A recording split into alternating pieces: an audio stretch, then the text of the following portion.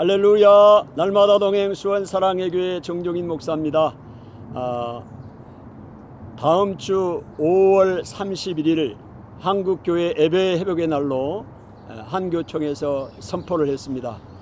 저는 개인적으로 예배 회복의 날뿐만이 아니라 5월 31일 주일을 한국교회 전도 회복의 날로 선포를 했습니다.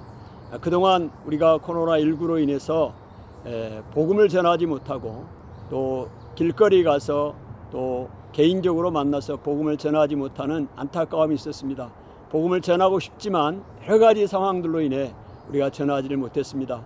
그러나 이제 5월 31일을 기점으로 저희들도 이제 복음을 회복하고 우리 한국교회 모든 교회들이 복음을 전하는 그러한 전환점의 계기로 삼아야 한다 생각을 합니다. 오늘 고린도전서 9장 16절 이하에 보면 사도 바울은 그런 고백을 합니다.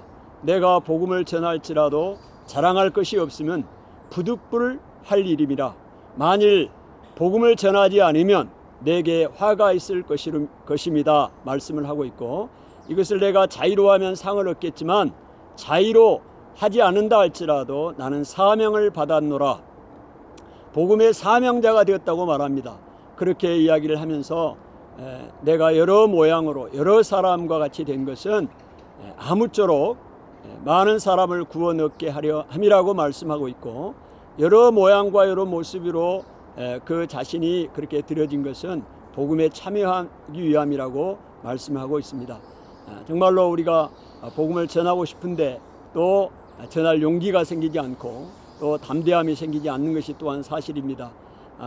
복음을 전하면서도 그것이 자랑으로 여겨지고 또 대가를 바라고 하는 경우도 있습니다. 그러나 오늘 바울이 어떻게 이렇게 복음 전도자의 사명의 길을 복음을 전할지라도 자랑할 것이 없고 마땅히 부득불 당연히 해야 할 것으로 여겼고 대가 없이 복음을 전하는 것이 그의 상이라고 이야기할 수 있었겠나. 그것은 바울이 고백했던 것처럼 부르심의 은혜를 경험했습니다.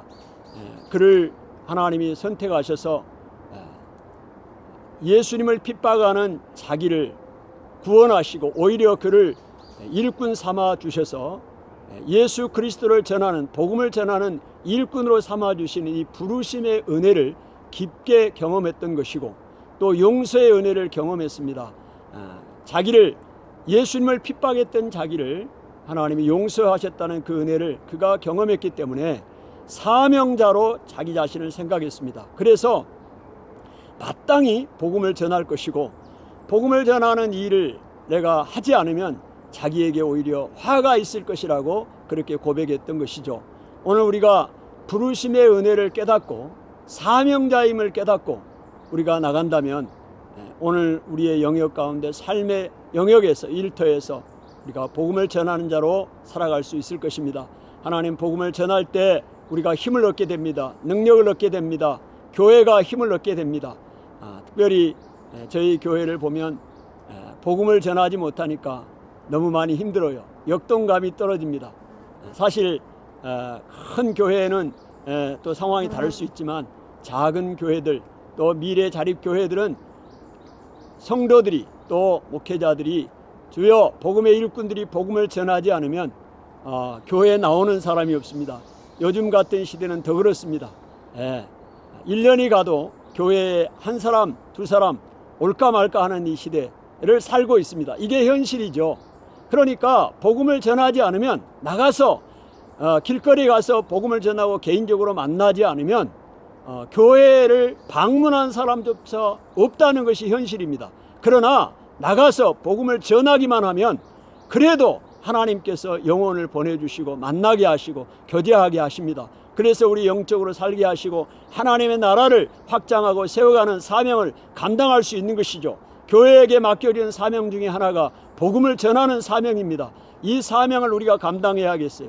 특별히 이 방송을 듣고 있는 또 복음을 전하는 것을 쉬고 있고 마음에 갈등하고 있는 혹시 우리 청취자들이 있다면 5월 31일을 기점으로 다시 한국교회가 복음을 전하는 회복의 역사가 있는 날로 선언하시고 우리 함께 복음을 전하도록 합시다. 그래서 우리 지역에 우리 그 지역에 있는 교회들이 일어나고 복음을 전하고 이곳저곳에서 하나님 예수 그리스도의 이름이 증거되는 놀라운 역사가 일어나기를 원합니다. 여러분 다시 한번 생각해 보십시오.